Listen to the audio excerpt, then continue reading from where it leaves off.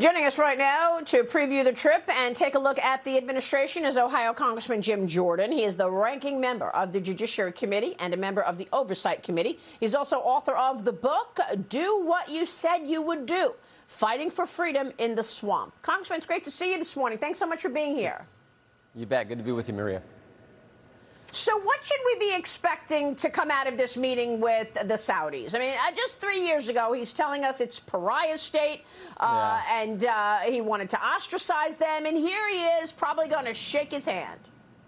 Yeah, I mean, I think we all know what this is about. This is about Joe Biden begging Saudi Arabia to increase production and help with the oil problem and the gas prices we have here in the United States. And it shouldn't surprise us. He's asked OPEC to increase production. He's asked Iran to increase production. He's asked Venezuela to increase production. Probably shouldn't be surprised that he's now going to Saudi Arabia to do the same thing, when instead we should be drilling domestically, opening up Anwar, allowing more leases on federal land, putting back in place the Keystone Pipeline. That makes sense.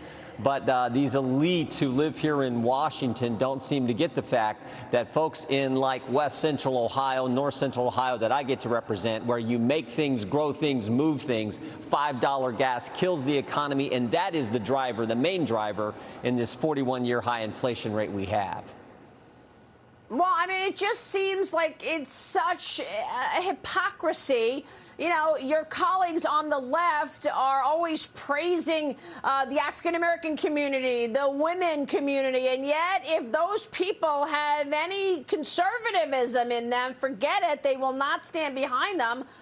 It's a different story then. And then they're telling us that AOC was heckled on the steps of the Capitol. She's complaining, and yet no problem with harassing Supreme Court judges. Look at Senator Elizabeth Warren just yesterday, slamming the door on a Fox reporter. Watch this. Senator, an activist group is offering to pay people if they send in the locations of justices. Do you think that this has gone too far at this point? Yeah, Maria, the intimidation. That's the end of the conversation.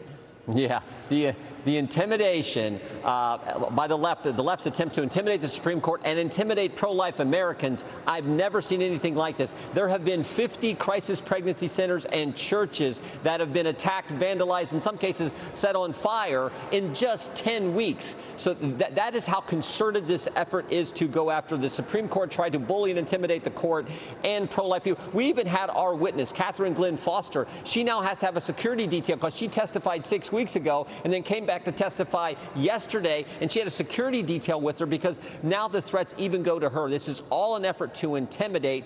I don't think it's going to work because the American people get it. They appreciate what the Supreme Court did in respecting the Constitution and the sanctity of life. They don't appreciate this intimidation tactics, the intimidation tactics they are seeing from the left, all the way up to, I mean, think about this.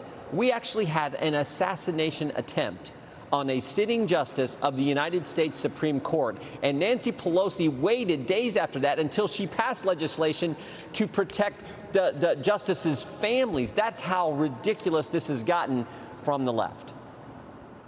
Yeah, and then there's no comment whatsoever while they're doing a hearing after hearing of January 6th, and yet just totally ignoring these attacks on a man's life.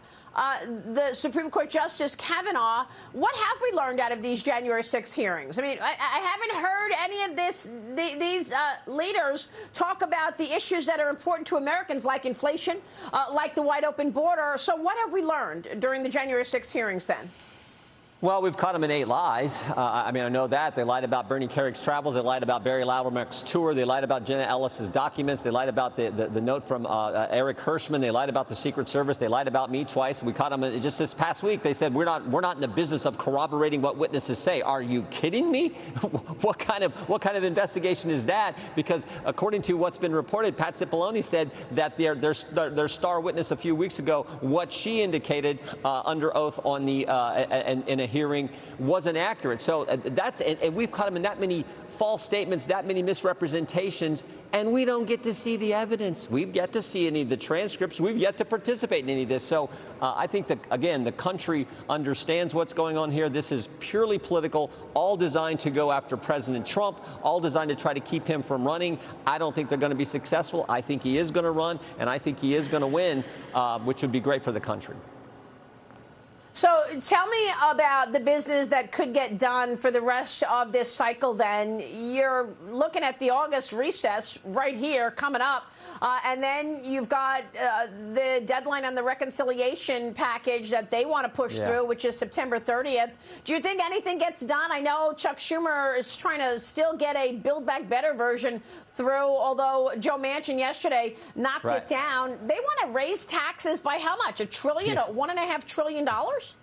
Well, God bless Joe Manchin, because I don't think he's going to go for a tax increase in the ridiculous spending they want. So that's the good news. We just learned today, just broke the story just broke last night, that they are coming after your Second Amendment rights. The Democrats have announced that they're going to go after a ban on so-called assault weapons. So like we've said now for a long time, they want to get rid of the Second Amendment. Republicans and conservatives are going to defend your First Amendment liberties, your Second Amendment liberties. We're going to defend the Constitution. All right. We'll be watching all of that. Jim Jordan, great to see you, sir. Thanks very much. You bet, Maria. Thank you.